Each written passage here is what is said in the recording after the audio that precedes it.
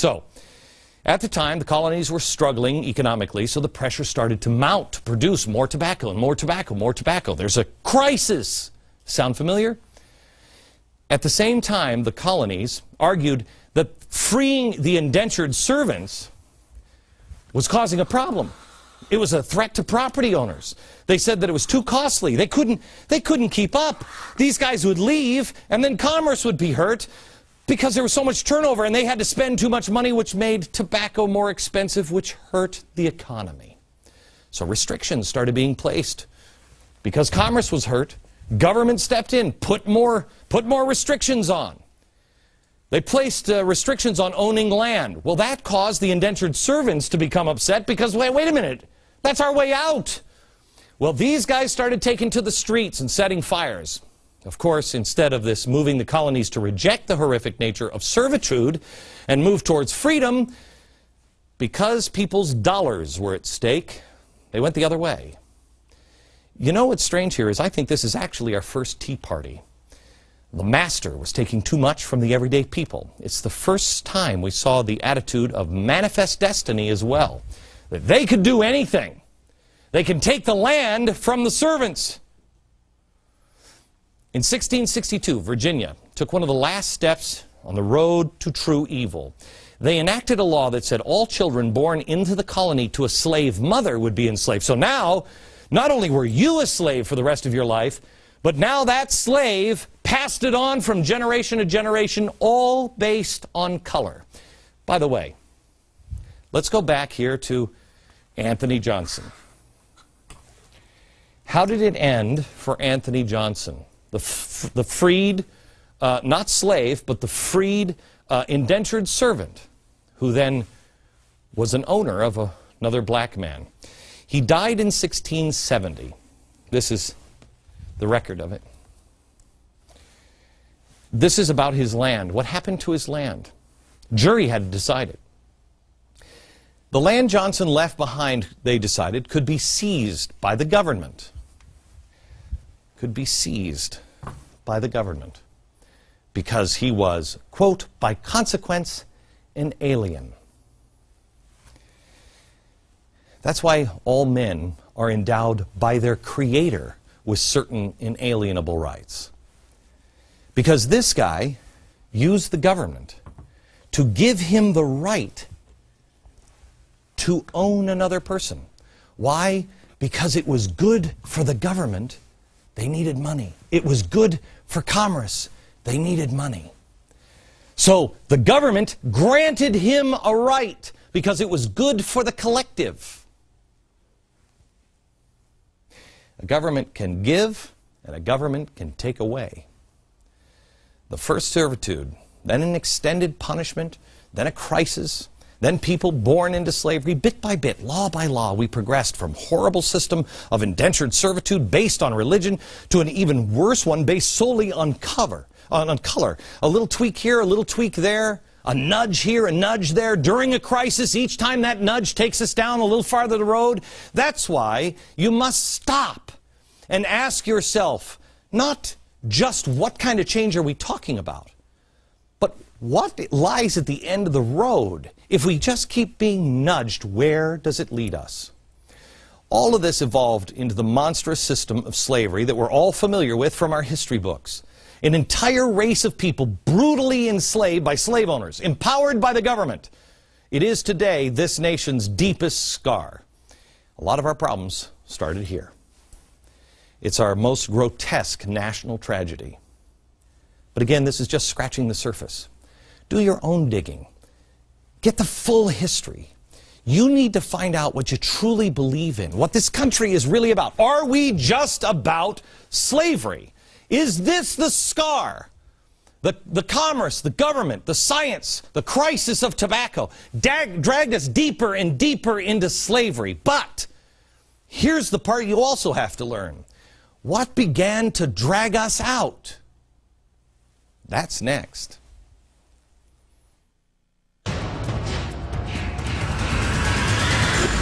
All right, tonight we're trying to show you just some of the layers of this cake. Oh, the cake boss. I love you. I watch your show all the time. some of the layers of this cake that make up our history, if you can squeeze in, you see that it's not what you might expect. Our civil rights history, it's not just one layer. You've got to know the things that led to the horrible disaster that was slavery, and then the things that happened that eventually culminated in the civil rights movement. But we're not done yet. We're never done on this. I believe you have to look at what these institutions are saying and doing to get an indication of where we're going, where we're headed. Because this is a common theme that has happened since the beginning of time. Commerce, religion, government, and science. If you look at them, you'll see patterns throughout history. And the patterns that need to be avoided involve collusion. It is the only way to prevent the evil that comes from a combination of these. You got to look when they start to collude. Everything from slavery to eugenics and genocide comes from the collusion of these things. They collude when there is a loss of individual rights because there's a crisis or there's a problem. They start to talk together and then the whole thing falls apart. Hopefully, America will avoid repeating the past mistakes. We've done it every single time we've pulled ourselves out. Now, I just showed you how some of these factors steered us into the deeper disaster of slavery. But now, how do we get out of slavery? It didn't happen with Abraham Lincoln. It just wasn't like, hey, let's stop slavery. Once we got waist deep into the quicksand of slavery, how did we climb out of it? Well, there are a few key things that helped us starting to get on the right track. But again, these things, they start to change and they start moving in the other direction. I've told you on the show before, we've talked a lot about George Whitefield. We've talked about him on the program quite a bit. He took trips from England and went through all the colonies, and he preached to anybody who would listen. While he was in the U.S., he sees that the colonists are becoming more and more materialistic. They wanted all kinds of imported stuff, candlesticks and all kinds of stuff, glassware, and this is Wedgwood china. Ooh. Well, Whitefield sees Wedgwood, I'm pretty sure it was the blue and white stuff, but he sees Wedgwood china. And he says, oh my gosh, America's on the wrong track. This is the golden calf. This, because people were thinking about the refined things in life. He realizes that America is losing touch with the Puritan lifestyle. Here you go, Aaron. And he knows that they got to get back to God. Now, understand that slavery and equal rights and humans are complex. Sometimes a good guy can also be a bad guy. Whitefield, he actually helped bring more slavery to America. He encouraged slavery at one point in his life. So how is he a good guy? Well, through his preaching, Whitefield reminded people of who the true arbiter of freedom was. God, not man, God. Whitefield planted the seeds, and those seeds would eventually bear fruit. Meanwhile, back in England, the guy who makes the china, Josiah Wedgwood, the pottery guy, he's living it up as the head of this uber-successful company. Well, now, Wedgwood is an abolitionist. He's also a Quaker. Religion.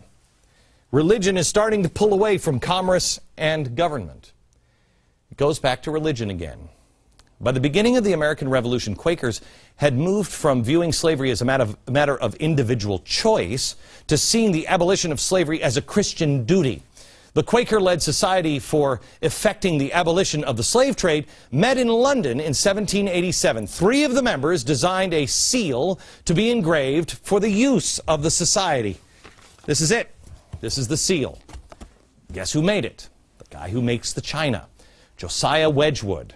Prominent member of the group. He mass markets this seal. It was arguably the most famous image of a black person in all of the 1700s. Wedgwood, the medallion, read, am I not a man and a brother? This image was reproduced on everything from bracelets to cigar boxes, everything. It was like, you know what it is? It's like the Lance Armstrong bracelet of the day. It was a flashpoint. It was a wake-up call for the abolitionists. 1740, government and religion now start to come apart. 1640, they collude to bring slavery. Whitefield comes, starts to wake people up, put religion back in its rightful place, pull it away from commerce and government and science. Commerce Commerce starts to pull away as well with Wedgwood, his wealth. He starts to fight against slavery, and the wheels begin to turn again. You can see that these things can be used for good when they're starting to question each other, and evil when they collude. One image was the symbol for a generation. Just like people and the Republicans and the Democrats, you can't always say that Democrats are always right, Republicans are always wrong. It doesn't work. People try to do their best, and people also change through generations. You can't say, you can't say this guy was bad, but you can't say he was all good either. You can't say Wedgwood. Wedgwood, well, the Wedgwood name, what does the Wedgwood name mean? Wedgwood family inspires abolitionist with the medallion. 2 generations later, his great-grandson plants the seed that leads to progressivism, eugenics. You know who Wedgwood's grandson was? Charles Darwin, the father of modern-day racism. Back in a minute.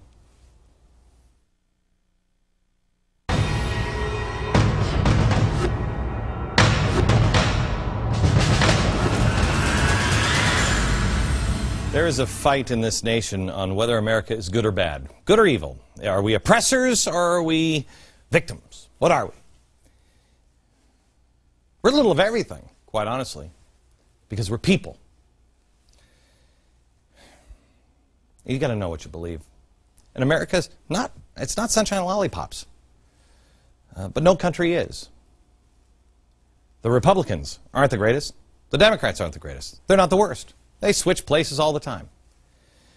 But it's a whitewashing of history that bothers me. How has the Democratic Party assumed the mantle of defender of minorities if you know their early history?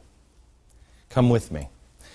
Dating to Andrew Jackson. This is the 17th century. We've taken you so rapidly. Again, I tell you that this is not complete history. This is just touching on some of the stuff that you don't know. And tomorrow we're going to take you into the 50s and 60s, and it'll blow your mind what you don't know. But again, not complete history. You've got to fill in all of the rest of it. Democrats like Andrew Jackson passed things like this, the Indian Removal Act. It is what it sounds like. It was a removal of Indians from the United States, just moving them someplace else, either willingly or by force. The removal of Native Americans through the Indian Removal Act, which Jackson signed into law in 1830, wasn't a problem for him because it's manifest destiny. We told you about this last night. It's a perversion of divine providence. It's the belief that America is destined, bestowed by God, to spread across North America. Now, if you believe that America is destined to be a shining city on the hill, a shining example, a blessing to the world, not by force, I'm with you. But if you're destined to break every treaty we made, the ends justify the means, wipe out entire populations, and we're given that right by God, you're out of your mind. Don't get me wrong. The Whigs initially opposed the concept of manifest destiny. It was the Democrats and the Whigs. But both of them did it. Both of them. Both of them helped along the way, and they both helped prolong slavery. So why is it now that so many people believe that the government would be the key to solving all of our racial problems in this country? It's the government that enslaved people in the first place. It was the government that lied to, wiped out the Indians. How is it all of a sudden the government is the good guy? That they're the answer to everything that's a problem?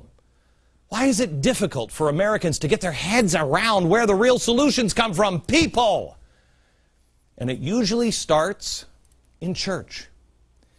In the 1800s, reform started in the churches. Remember, I told you this. Reform starts with this guy. Not a good guy entirely.